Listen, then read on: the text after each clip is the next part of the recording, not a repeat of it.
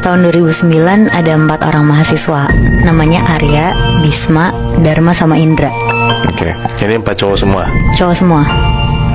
Mereka berempat tuh emang teman satu kampus di salah satu universitas Jogja.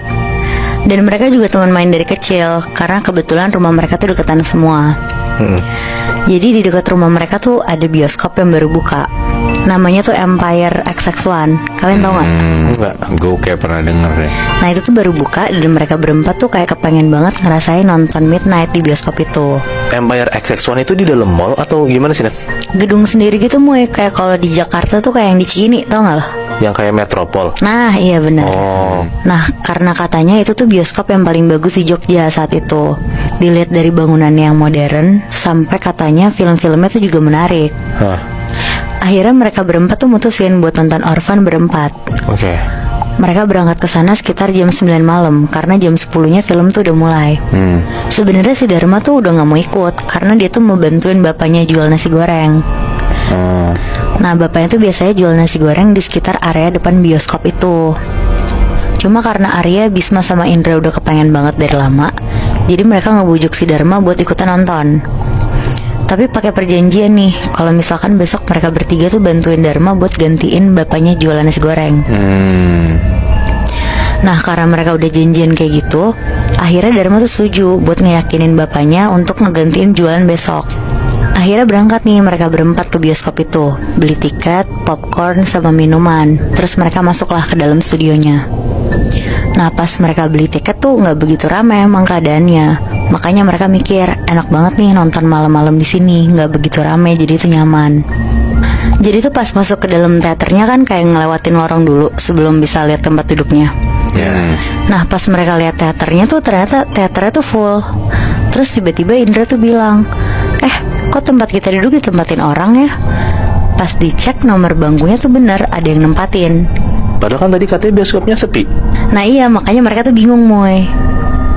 Apalagi ada yang dudukin tempat mereka kan. Iya benar.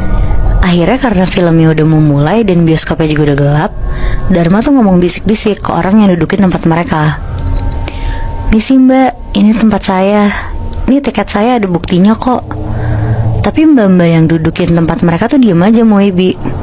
Mukanya tuh datar dan lurus aja ngeliat ke layar, kayak gak peduli sama mereka gitu loh. Akhirnya karena kesel dan gak ada bangku kosong yang nyisa, mereka keluar mau protes ke mbak-mbak bioskopnya kan. Jadi itu satu sudut full banget. Full banget Moy. Anjing aneh. Nah abis itu pas mereka keluar, pas banget ada mbak-mbak yang jaga. Terus di situ Bisma tuh ngomong pakai nada tuh yang agak kesel gitu loh. Mbak, ini kok tempat kita duduk ada yang nempatin sih? Pas ditegur juga gak ngerespon kita. Ini gimana ya? Nah ngedenger Bisma protes kayak gitu tuh mbak-mbaknya kaget dan bilang ke mereka berempat, tapi tiket midnight malam ini tuh cuma kalian yang beli, gak ada lagi yang nonton malam ini selain kalian. Nah pas mbak-mbaknya bilang itu mereka berempat tuh panik banget. Arya langsung ngomong, tapi di dalam itu tuh penuh mbak, gak ada kursi kosong sama sekali. Tapi ya mbak-mbaknya tetap bilang, beneran mas mau ngecek sama saya ke dalam. Akhirnya karena mereka juga jadinya jiper, ya udahlah mereka nggak jadi mau nonton, terus pengen pulang aja bawaannya. Akhirnya sesampainya mereka ke rumah masing-masing, Dharma tuh langsung cerita ke bapaknya kalau tadi mereka tuh mau nonton di bioskop, tapi penuh. Padahal kata mbak-mbaknya tuh nggak ada orang lagi selain mereka yang mau nonton film itu. Pas denger itu, bapaknya tuh diem aja dan bilang, ya udah besok-besok nonton pas siang-siang aja Dar.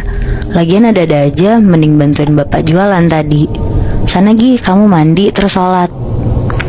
Akhirnya Dharma mandi, sholat, terus tidur. Besokannya mereka berempat tuh ada kelas kayak dari jam 1 siang sampai jam 4 sore. Mereka berempat di kampus masih ngomongin hal yang terjadi semalam gitu loh. Sampai mereka tuh cerita ke teman-teman mereka kalau bioskop itu tuh serem banget. Tapi mana ada yang percaya kan. Akhirnya setelah mereka ngampus, Dharma tuh ngingetin lagi ke Arya, Bisma, sama Indra kalau jam 7 malam nanti tuh jangan lupa buat bantuin jualan nasi goreng. Karena kan kemarin emang janjinya kayak gitu kan. Akhirnya mereka pulang nih ke rumah masing-masing. Terus karena udah janji, mereka ketemuan lah jam 7 malam di area depan bioskop mereka kemarin. Dharma ngedorong gerobak dari rumahnya, karena rumahnya Dharma tuh juga deket banget. Akhirnya dia tuh nyampe duluan. Gak lama Arya, Bisma sama Indra tuh pada datang. Tapi karena sebenarnya mereka juga pada penasaran sama orang-orang yang datang ke gedung bioskop itu, akhirnya mereka tuh sambil bantu jualan, sambil ngeliatin orang-orang yang masuk. Sekitar jam 10 malam, mereka lihat satu-satu tuh. Oh, itu tuh ada yang turun dari mobil. Itu orang kan, bukan setan. Sambil ketawa-tawa kayak bercanda gitu lah mereka. Tapi ya mereka tuh juga nggak ngeliat apa-apa yang mencurigakan gitu loh. Akhirnya mereka tuh lanjut jualan aja berempat. Sampai Dharma tuh bilang, jam 12 kita cabut deh yuk. Nah sekitar jam 12 kurang, tiba-tiba ada perempuan yang mau beli. Pas Arya nengok, Arya tuh bilang sambil bisik-bisik, itu mbak-mbak yang kemarin nempatin tempat kita. Tapi ya namanya juga pelanggan kan Moibi. Dharma tuh bilang, udah biarin, jangan berisik. Akhirnya karena perempuan ini cuma sendiri, yang ngelayanin perempuan ini tuh Dharma. Terus Arya sama yang lain tuh duduk di pinggiran. Ya walaupun sebenarnya Arya, Bisma sama Indra tuh agak takut juga, karena kemarin kan katanya nggak ada siapa-siapa kan. Tapi ya udah, karena mereka juga berempat, mereka beranilah. Akhirnya Dharma bilang, mau pesan apa mbak? Terus mbak-mbaknya itu bilang, mau pesan nasi gorengnya 1 ya mas. Nah terus Dharma jawab sambil sibuk nyalain kompor, oke mbak, pedes atau enggak?